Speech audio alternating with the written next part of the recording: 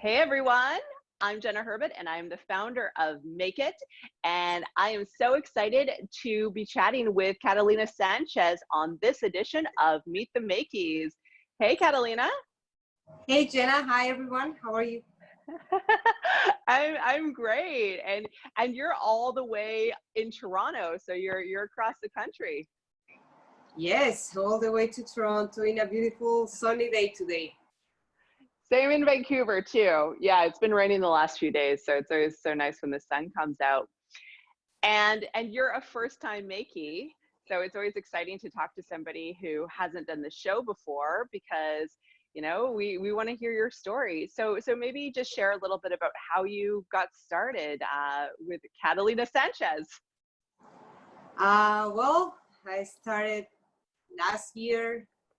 Was my first year in business, so I always wanted to make notebooks. It's been something I always enjoy, and I have done it since I was a kid, like personalizing my own notebooks for school, and then I started learning bookbinding skills, and now I decided to launch Catalina Sánchez just to see where it goes, and I'm very happy with it.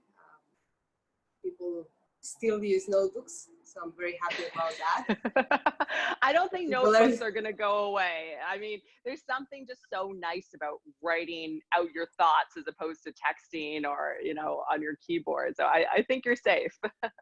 Yeah, it is not the same thing. It's like I'm always writing. I have a notebook everywhere in my pocket, in my bag, and just need to write things out. But it's super fun to see how people react to my books and the excitement they see to see something different. Totally, exactly. Because notebooks and journals are such a personal thing, and you have to find the right one that resonates. So what were you doing before you launched your business? Well, I'm an engineer, so I was working in production, and then I was working in design, interior design, and then just find the space to launch it and see, and the opportunity got in, so I just took it as fast as I could.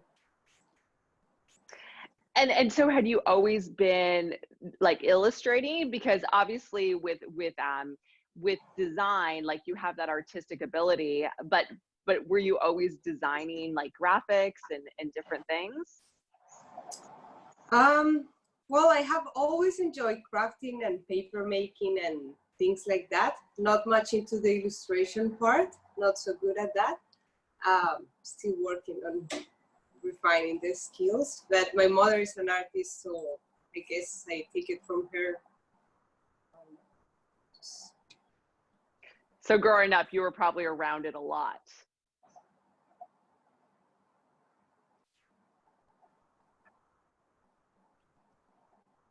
Can you hear me okay? Now I can hear you. Yeah. Okay, good. Okay. Zoom glitch. I know it always happens at least once on a call. So my question, Catalina, was just around when you were a kid, like was your mom always making things and were you helping out? Well, I was more watching, but yeah, she was always making paints and different things. So very creative of her part. And I was always working with paper and drawing and things like just to keep myself busy.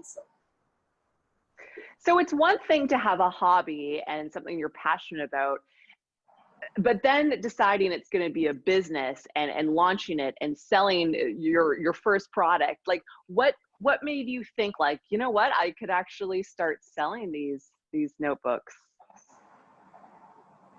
That's an interesting question. So I spent probably 5 years thinking about that same question, or maybe more. So I guess the answer is you never know. You have to try it out, and if it doesn't work, well, you always be where you were before, so just start again. But I think the moment that I saw it, it was like when I started making books and showing to some friends, they were like, oh wow, that's so professional. I will never thought someone could do that by hand or things like that. So I said, well, maybe maybe this will go somewhere. And so far it has. And what was your first experience selling? Because I know that can be really overwhelming for a lot of artists and makers, because, you know, making the product is lots of fun and giving it as gifts is one thing to friends, but the moment you sell to a stranger, do you remember the first experience you had?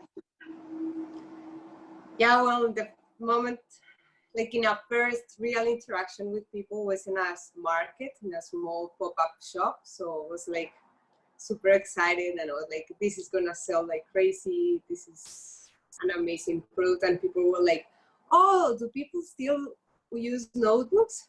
I was like, yes. Yes.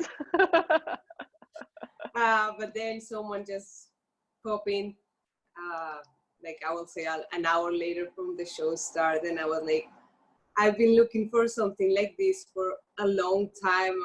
My friend is super notebook geek, and I'm gonna give her as a gift. I'm so excited that I found you. How do you do it? And we were starting talking about it. And the moment you find someone who likes your product, you say like, well, this is going somewhere. And despite people believing that these notebooks are an old thing, it isn't. So. And so that first interaction, so was that the very first sale, the very first time that you took money from somebody? Yes, yes. That's such an exciting feeling when you have that first transaction, especially if it is really positive, because it just gives you so much energy. So how did it grow from that first market that you did? Did you just start selling online at different shows and stores, or what were the next steps? Well, I started doing more markets, like summer markets and outdoor markets, and then I applied for bigger shows. So the One of a Kind here in Toronto and make it. And then last year I decided, well, I have to take it somewhere bigger than just a city. So I said, well, maybe make it in Vancouver or things like that. I was trying to expand a little bit. And I'm also selling online and trying to have an Instagram, like sharing a little bit more behind the scenes in my profiles in Instagram and Facebook.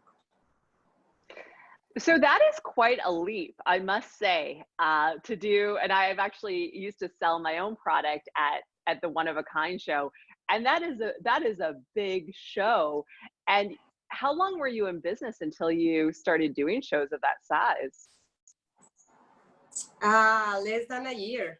Less than a year. I was just starting, and I decided to apply late for the show. I was like, well, I might try it out, see how it goes, start making an application. And then I was not expecting to actually go into the show, because I was like, I'm applying late. It's just a little show. I only done little shows, and I'm gonna do a bigger show now, so I don't know. And then I was accepted, and I was like, oh wow. So it was a huge commitment of time and a lot of work to make the preparations to go to that show, but it was great. And I'm sure you learned so much too from that experience. Yes, there are a lot of things to learn, and I was hoping to learn more, to go in cross country to another big show. So hopefully I get the opportunity this year. Oh yeah, no, and your product's going to be such a hit. Do you have any of your journals lying around that you could show us? Sorry, I couldn't hear you. Do you have any of your journals right now, like that you can show us? Yeah, I have a couple here. So let me show you. Show and tell. So I have this one, which is a hardcover notebook. It's made out of little skulls in the cover. I don't know if you can see it good. Oh yeah, very cool. I always try to find like fun patterns on fabrics or fun different colors that you won't see in a normal Moleskine or any other brands. So it's very unique, and I only do small runs of my notebooks. So 10, 15 notebooks each design. So I use an elastic and different kind of papers inside as well. So this one, for example, is a dotted notebook. You Oh can yeah, use for I like bullet those. journaling or keeping things a little bit more organized. Or even if you're designing, you need some guides to make sure your design is perfect. They all lay flat, so it's easy for you to write, and comfortable if you're a left-handed person or a right-handed person. Yeah, so this one is one. I have it in many designs and colors, or for example, this one with leaves. Oh, I love that. Yeah, very cool. And I have things like this one, which is a texture fabric.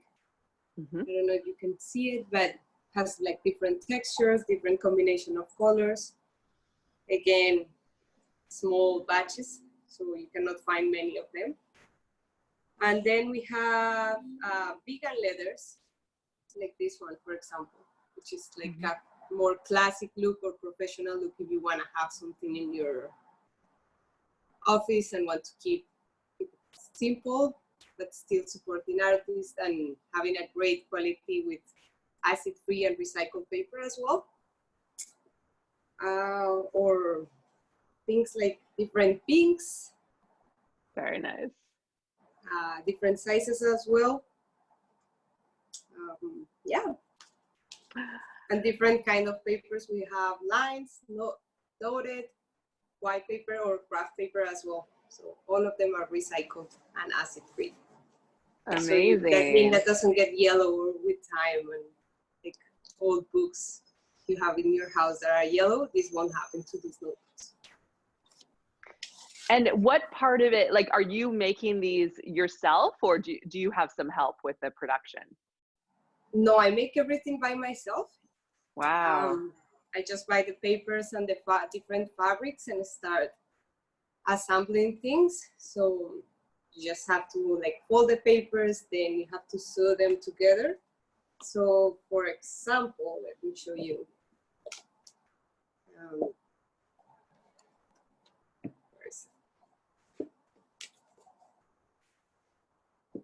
This will be like a part of the book without the cover. So this one is all hands-on by myself. Everything is sewn together in the spine, so all the paper opens perfectly, and then you can put it together with the cover. Just like put it in here, and that's it. Wow. So it's a lot of work and a little bit of details, but it's super fun to develop things. And how do you manage your time between the making and then all the business side of things? Like, do you set out a schedule, or do you have certain days? Because I know that can be a tricky balance. It is a tricky balance, just to make sure you're covering all your fronts. Because as a single person business, you have to do everything yourself, and starting, you don't have a lot of budget to spare, so everything has to be done by yourself.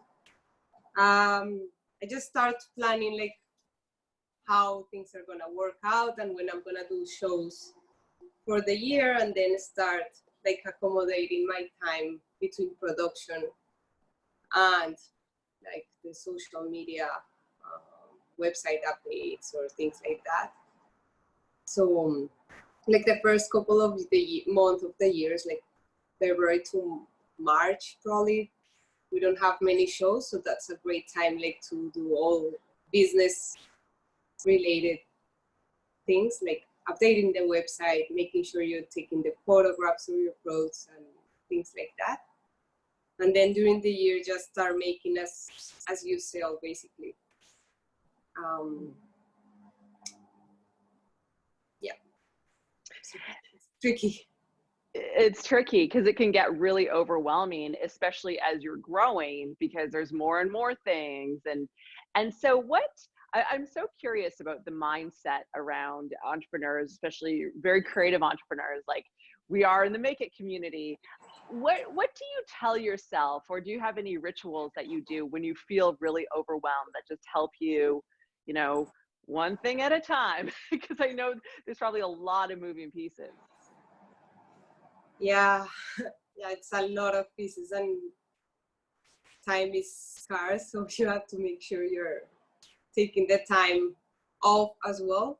So when I'm feeling like overwhelmed with all the things, I just have to stop and go out, have a coffee, take an hour to relax and do nothing, and then go back and start making like a list of things I have to do, just to make sure I'm covering all my fronts.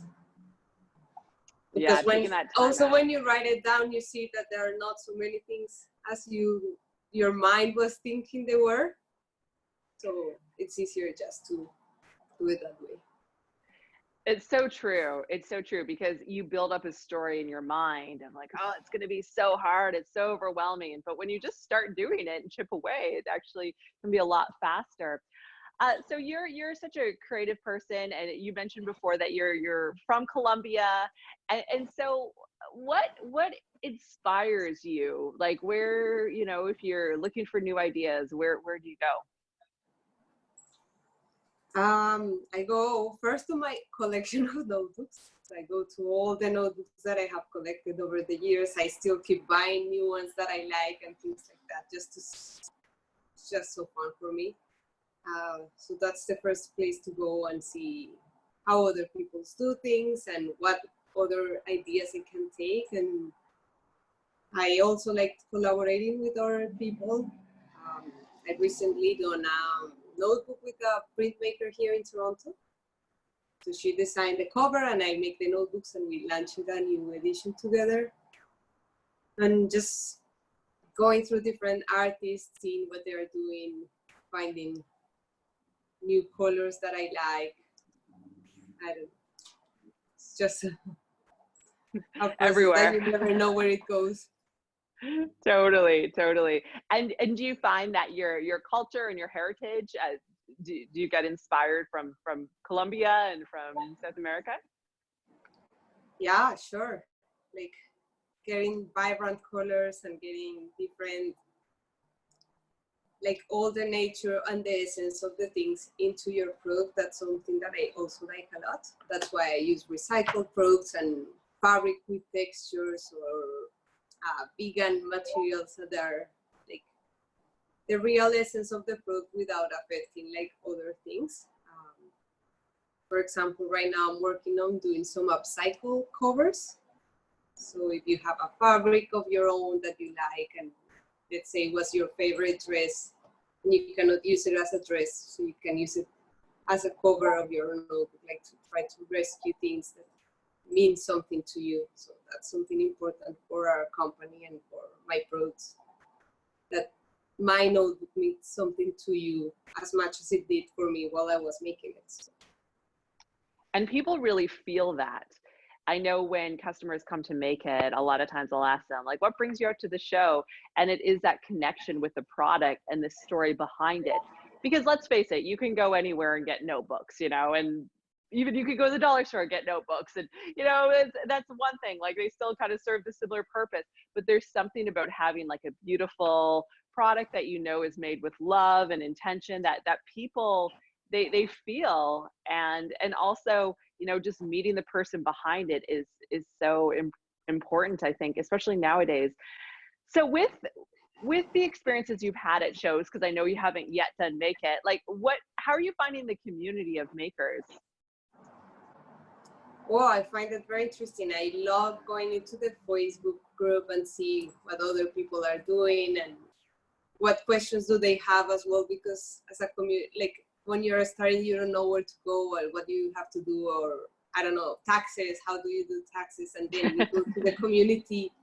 There are so many people and so many persons that will help you out with that if you have a question, or they have already asked it. And like, I think that they're very welcoming as well. I'm looking forward to meet some of them. Some of them I have already met in different markets, like the One of a Kind. I know some of them are going there too. So it's very interesting to know the community and to know you have someone as well going through the same process, probably with more experience, that can help you out. Sorry, all your questions and all the difficult things, as well as like getting to the friendship, because you're also alone in the business, so you don't have like co-workers and time to spare. So you have the community of makers that gives you like that support of how things are working as well. Absolutely. It can be very isolating, and especially are you working from home for the business? Yeah, when you're working from home and you're in your pajamas and you haven't left the house in a few days, it can get intense for sure. And is this now full time for you, Catalina? It's been okay. Like, you're working from home, it's that time to relax a little bit. Take time to do things you were not doing before.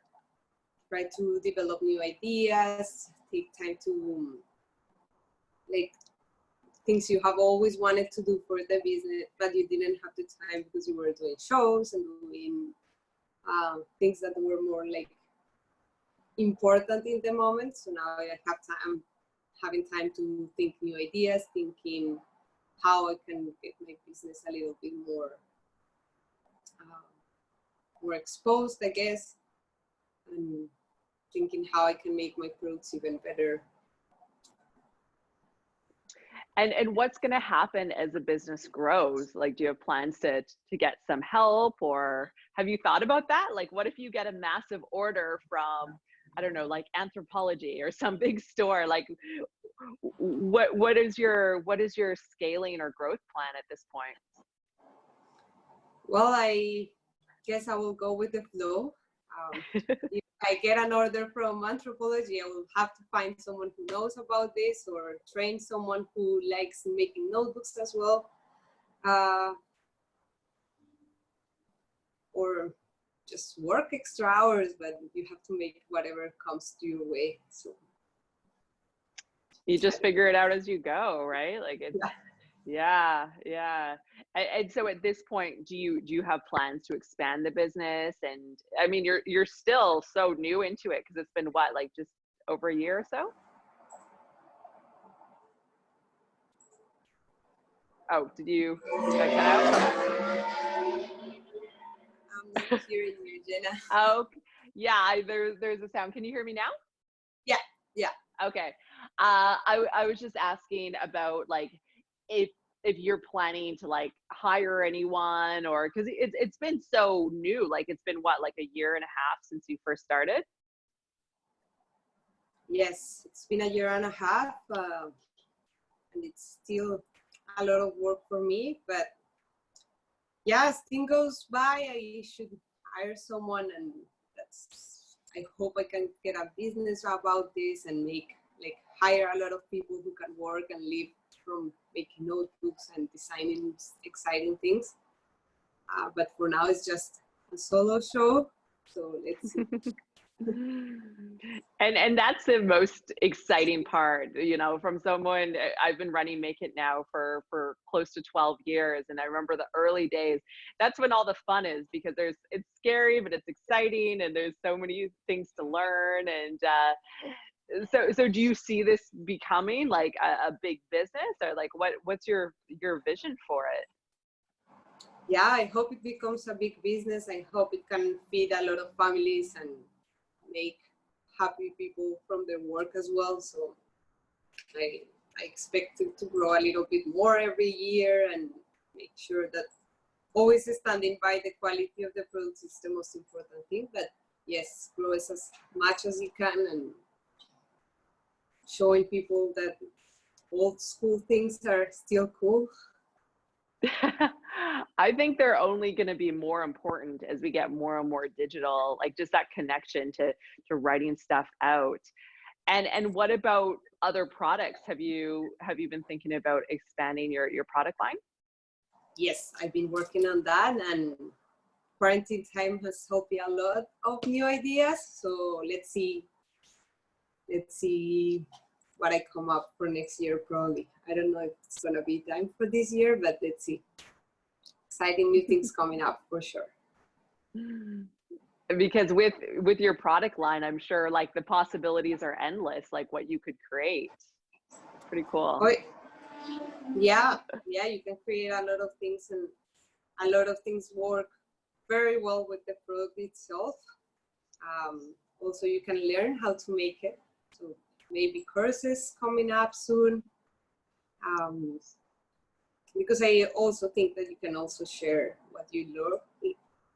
So it's not about just buying from me, but you learning and getting ideas and how things work, and being able to share with the community as well. And there's something so gratifying about teaching too. And I find when you teach it, you learn it even better yourself. So that's really, really cool. Have you started doing these courses yet? I'm planning them. Yeah. Oh, that's awesome. That's awesome. Yeah, so, you know, have to make it right. Yeah. Well, you know, there's a lot of planning that comes into courses, and that's super exciting. I love it. So we're obviously living in quite unprecedented times, and you know, with all the shows being canceled, how have you been adapting and coping with all the uncertainty? I'm trying to focus on my product line, trying to focus on what I can create when things go back to normal, most importantly, like trying to make sure that everything that goes out from my brand is what people want and what people would like to see. Trying just to make sure that my website is updated so it's easier for people to buy, and to developing new ideas of showing people what I do. So instead of just showing you a picture of a notebook, I can teach you how to make a little book or things like that, or how you can custom your notebook at home to make it more personal, or if you're giving a gift, making sure that you have the perfect one with a gift card, or making custom orders as well. I've been doing a lot of those recently. Because as a small business, I can make whatever you want, basically. So yeah. Awesome. So you've been busy. You've been keeping yourself busy, it sounds like. Well, yes, you have to, otherwise it will go crazy in your house all day. Yes, agreed. Sometimes easier said than done, but yes, that's great. Yeah. You're channeling into a productive way. And I'm so curious, Catalina, because you haven't been doing this that long, but what is the biggest lesson that you've learned since you started? Like if you could go back a year and a half ago when you were first, you know, started to sell your product, like what piece of advice would you give to yourself? Well, the biggest lesson I have learned is that you never know what's going to happen. You expect that selling online is easy, you just set up a website, but then it's like, no one is going into your website. How do you do that? Things you never think you needed to learn, you have to start learning and figuring things out. And so you never know what's going to happen, and you have to be prepared to learn and to find out how to do things, and to ask other people how do they do things, just to make sure your business keeps growing. And the second thing that I think I learned the most is there's never the right time. There's never a right time, like to start or to launch a product or to do a show or to do anything. It's just you have to go do it, and then whatever happens will happen. And if you're doing it right, probably things are gonna go the way you want it. If not, you just have to recalculate and see what you can do to improve and make it better. Very wise words. I couldn't agree more. Extremely well said. Because there isn't a perfect time. And I think so many people wait like, oh, I have to do this, I have to do that, the economy has to be better, like all these things, but you just have no control over anything. So I think that's wonderful advice. And how do people find you? What's the best way for them to get in touch and find your work? Well, Instagram is a great place at catalinasanchez.ca. Probably you can just share the link below. My website is, again, catalinasanchez.ca, or you can contact me by email, info@catalinasanchez.ca. Awesome. And we'll have all the links embedded so people can come and buy some notebooks, because I feel like this is the perfect time to start journaling and figure out what your next step is going to be. So thank you so much for chatting with me today, Catalina. And we're so excited to see you. I mean, fingers crossed for the upcoming Vancouver show. You know, now you just never know these days, but if not this holiday, you'll, I'm sure, be at a Make It show soon. And I just want to thank everyone for watching this episode of Meet the Makies with Catalina Sánchez. And if you enjoyed this episode, make sure you subscribe and stay tuned for more episodes. Thanks, everyone. Have a great day. Thank you so much.